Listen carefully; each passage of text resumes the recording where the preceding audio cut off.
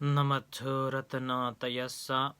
May I pay homage to Triple Zem, the Buddha, Dhamma, and the Sangha. My respect goes to my parents and my teachers. Hello, good evening, everyone. So today is Thursday, the 4th of March 2021. This is Ajahn Sujan from Varapunya Meditation Center, Aberdeen, Scotland. As usual, I'm here with you all tonight. Good evening, Margaret. So today is really cold. It's 4 degree, and it doesn't looks like a 4 degree. It's really cold. Feeling of really cold. And I hope that you are all keeping well. Hello, Yvonne. It's really cold today up here. So, hello, Bidya Lakshmi.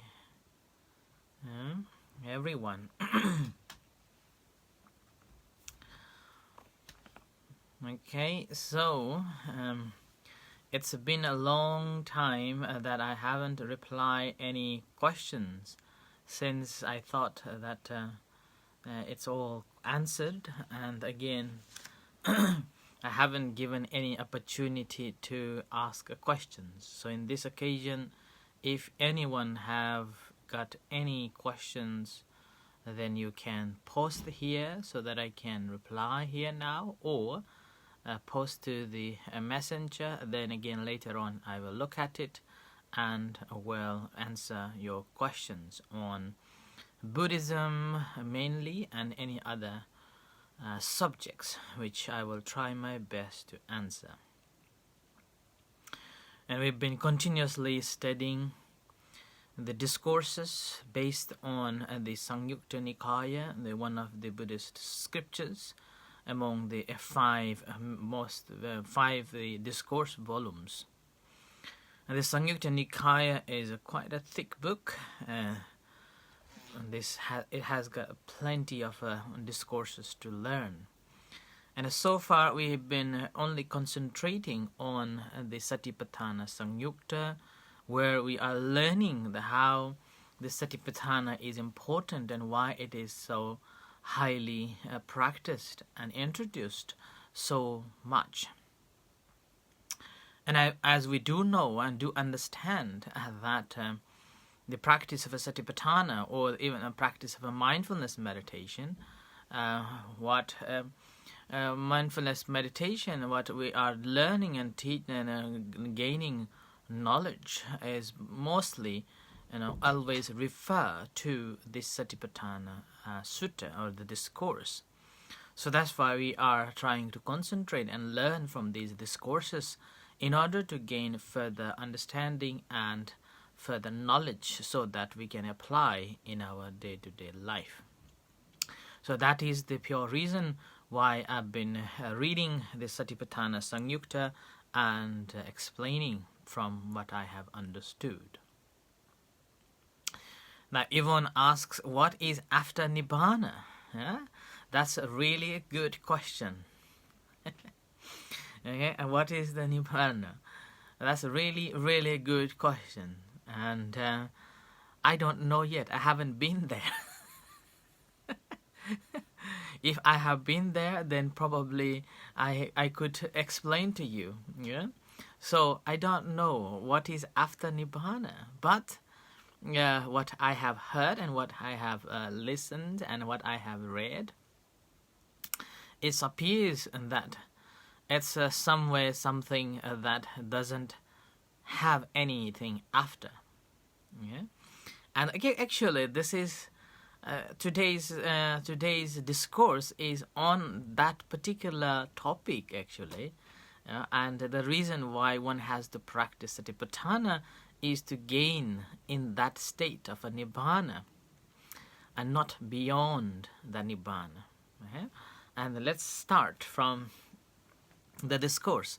is called a bhavana, or the development. And the discourse starts saying, these four establishment of a mindfulness, when developed and cultivated, lead to going beyond from the near shore to the far shore. Yeah?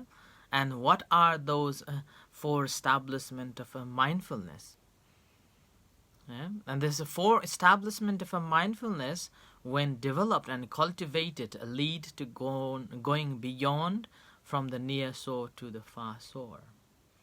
And here, near shore is talking about the worldly living, and far shore is known as Ireland, or like a nibbana. And this nibbana, now we have to remember that nibbana is the state that does not have any conditions.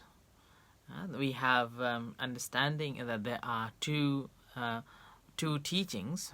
One is called the worldly or mundane, and another one is called supramundane.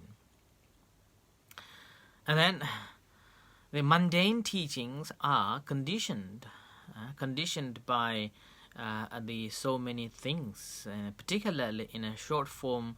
This is conditioned by our reaction, and on the basis of that reaction, always it continues in this samsara along with it. Whereas unconditional state, or the supramundane state, is called a nibbana, which is the state, like a samabhoman, is the ultimate goal of Buddhism.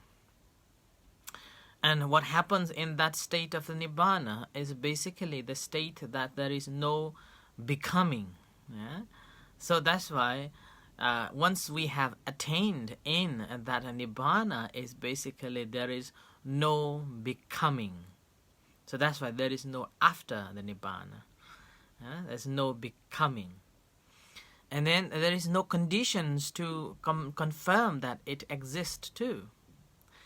And this is something the nibbana the compared is like the further shore, that in the middle of the ocean, that we haven't traveled that far, but those who have traveled, those who have understood, they could lead us this path towards to it.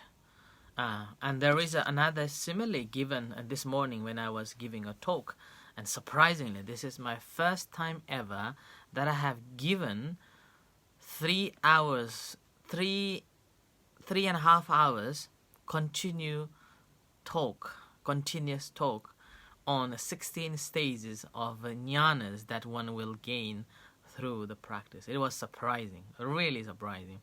Initially, I was a little frustrated and a little stressed, but as ball rolled, it just goes on and on and on and on. It's like a radio. And even I told myself while I was giving a talk that I was like a radio. So it was surprising, but it was good that I did.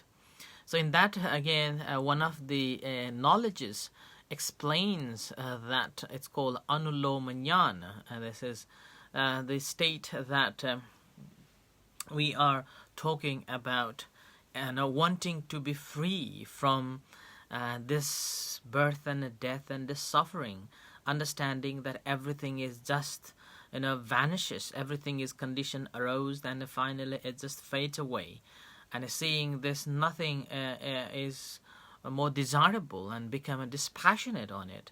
And as you become a dispassionate, every forming becomes neutralized. There is indifference, feeling, understanding of indifference in that the mind and the body, and the mind and this matter.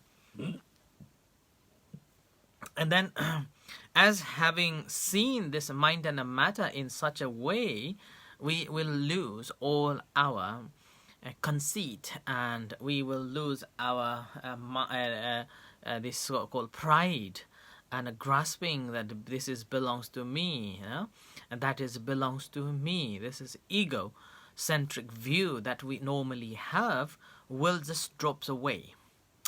And a dropping off of that, there will be a strong desire, a strong desire to attain this nibbana, the freedom, the deliverance. And this freedom, wanting or desiring to attain this freedom, is known as the anuloma jnana. So the strong desire to deliverance. And the simile is given that suppose you are traveling on a ship as a merchant.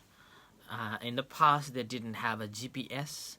They didn't have any other technology to guide through apart from using the stars. And then the story says that they also will take some birds with them. So they will buy a bunch of birds and then keep it in the cage, bird cage, in case they lost the way in the middle of the ocean. And it happens that suppose a heavy wind comes, and then because of that heavy wind in the day, so they are washed away to somewhere else.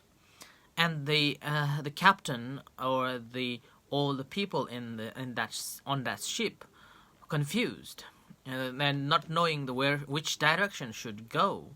In that occasion, what normally they do is they release the birds to see that which direction birds are going and which direction birds are returning.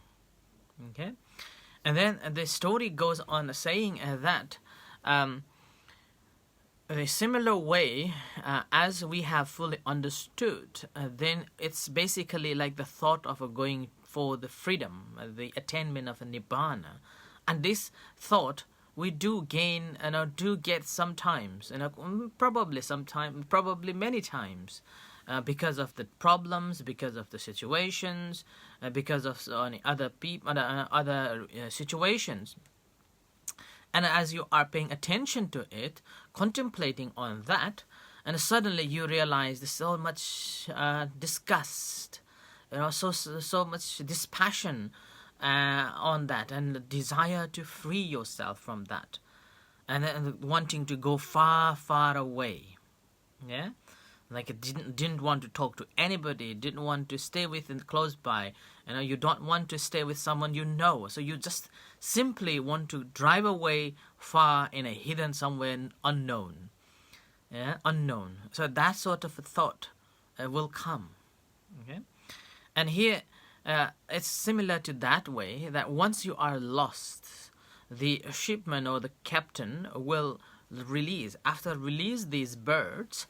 What happens is that those birds, those who have returned to the ship, that means they have found the shore, which is unknown, invisible, but these birds didn't come back. And that's simply because they have seen this dry land, and they will stay there in that dry land. And that's how the the people on a ship will go into that direction, thinking that direction is the safe haven. And similarly, there will be other birds who will come back again. Yeah, who will come back again to the ship. And that's simply because they didn't find the shore, the further shore, and which is the nibbana. And this is it's comparing here that we will have certain those thoughts wanting to disconnect yourself from this whole mass of communication and relationship in our lives, and then you will just go away.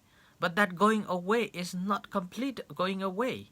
And eventually, a couple of days later or a week later, you will be missing your parents, your children, your friends, your partners, and then with that, what happens? You want to come back again. Yeah? So is there any stories like that? That you suppose you had a problem in your family and you just run away. Yeah? You just run away from your family, and then thinking or having a thought that I am not coming back, I don't want to be here, I will go forever. So that sort of a thought may arise when we are having those conflict and living it. And that's sort of a freedom. And that's once we left a couple of days or a week later, we want to see them. We want to contact with them. We want to connect with them. Like that. So in that case, and gradually you will develop your understanding, and then will contact with our old relationships. And this is what happens. So similar way, nibbana, although we see oftentimes, although we have experience, in a momentarily that okay, this is it's enough is enough, and I have understood it all.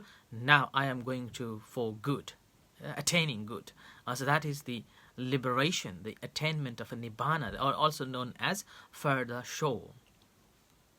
And this further show here, what happens is that because we haven't completely freed ourselves, we haven't fully understood properly, and as a result, what happens? We come back again.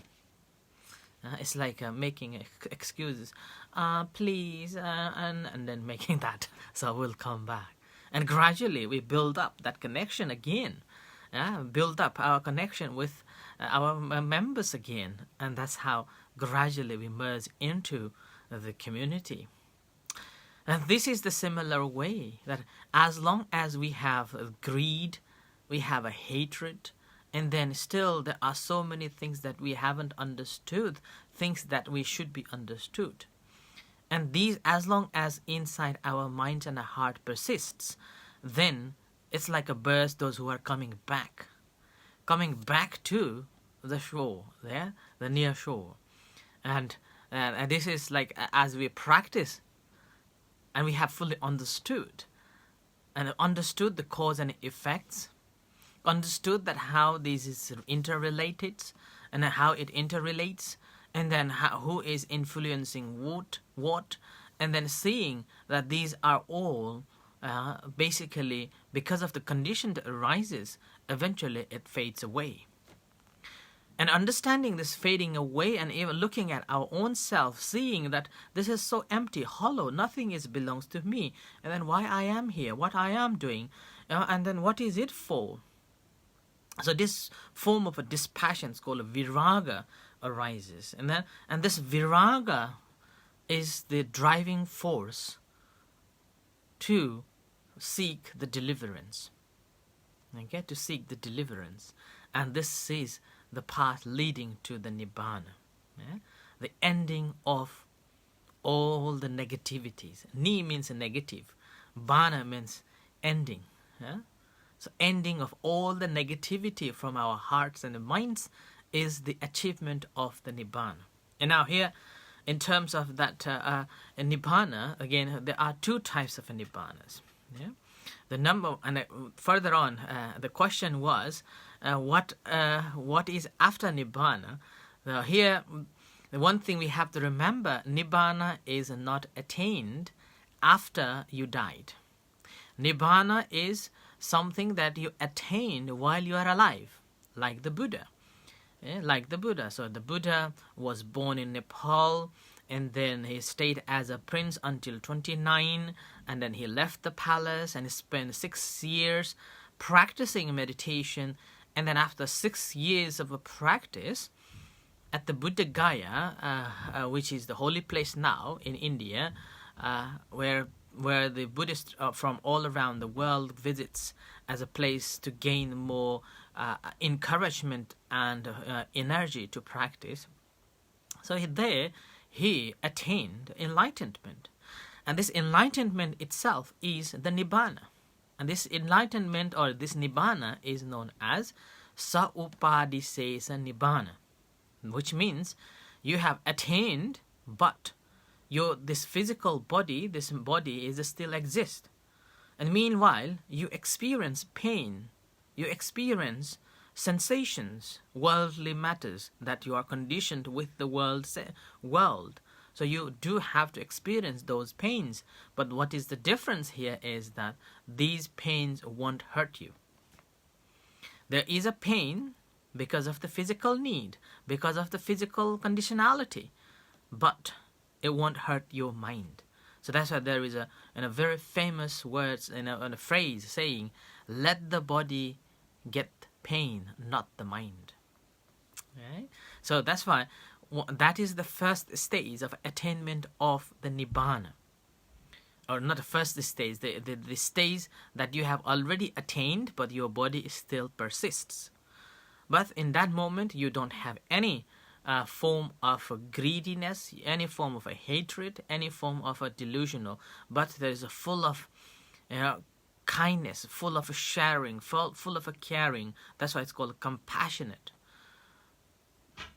The more you practice, what happens is that the compassion and kindness develops gradually. That's why I always say, if you want to check your practice of a meditation, that how far you have developed, check with yourself that how much you have developed the loving kindness and compassion in you, and then how much you are willing to understand things as they truly are, and keeping your mind in the balanced way, equanimity, or having an equanimous mind. And similar way one will be attaining in that stage. And after that, he or she can stay. And that here doesn't mean only here. There are so many ladies who also attain the liberation too, deliverance too, and yet they stayed along with the Buddha, and then help teaching and sharing the knowledge to others as well. So through that, they also gain the liberation as well. But the second nibbana is basically extinction of this entire body, and that's called anupadisesa nibbana. Anupadisesa, so there is nothing remains, and you have completely gone. So it's called gone beyond, and that is the simile given, gone beyond the shore. Yeah, and that's why there is nothing after the nibbana, but there is only the nibbana. Okay. And this needs to be understood. And here, in order to attain or in order to understand that stage, where here Buddha is simply saying that one has to practice.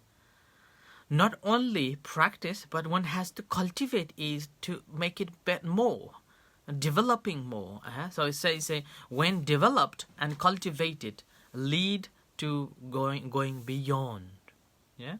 So that's why it's a practice of a four foundations of a mindfulness, or establishment of a mindfulness, which is known as the Satipatthana, is so crucial. And a person who is practicing in accordance with this, contemplating the body, and being mindful of your feelings and your emotions, being mindful of your mind, how you are relating to the things that is coming to you, and with that, gradually you will be able to see that these are conditions, and because of this condition, each and every moment it is changing. And this is a changing nature that we are about to realize from our own experiential level. The moment when we realize it, the nature of such, that impermanence is there and everything is impermanent, nothing belongs to us. And with that, we able to overcome our personality view of this is me, mine, and so on. And that is the stages that how you will gain the nibbana. And ultimately, the most important is that the practice, diligently practicing, not neglecting practices. Not only the sitting meditation that we are talking about, but we are talking about all the postures that we are practicing. Whether it is a standing position, whether it is walking position, or whether it is a lying position, not only the sitting position. Okay. And further on, whatever we are doing, every minor activities, we become mindful. We become aware of it. Constantly having a mindful and awareness about it, and eventually what happens is that we will be able to gain these knowledge and eventually attaining the nibbana. So I end here for tonight, and thank you for the question, Yvonne, and may you have a good understanding and a right understanding, a right view, and may you attain the nibbana too. Meanwhile, everyone who are listening here, so I wish you all the best. practice diligently according to the Satipatthana, the 4 establishment of our mindfulness, and eventually may you gain the nibbana. For today we will end here on the concept of nibbana and how to attain. So may you attain nibbana. May the Buddha Dhamma Sangha bless you. In a few moments time we're going to have evening chanting and guided meditation. You're most welcome to join with us. Thank you then. Until then, see you, Sadhu.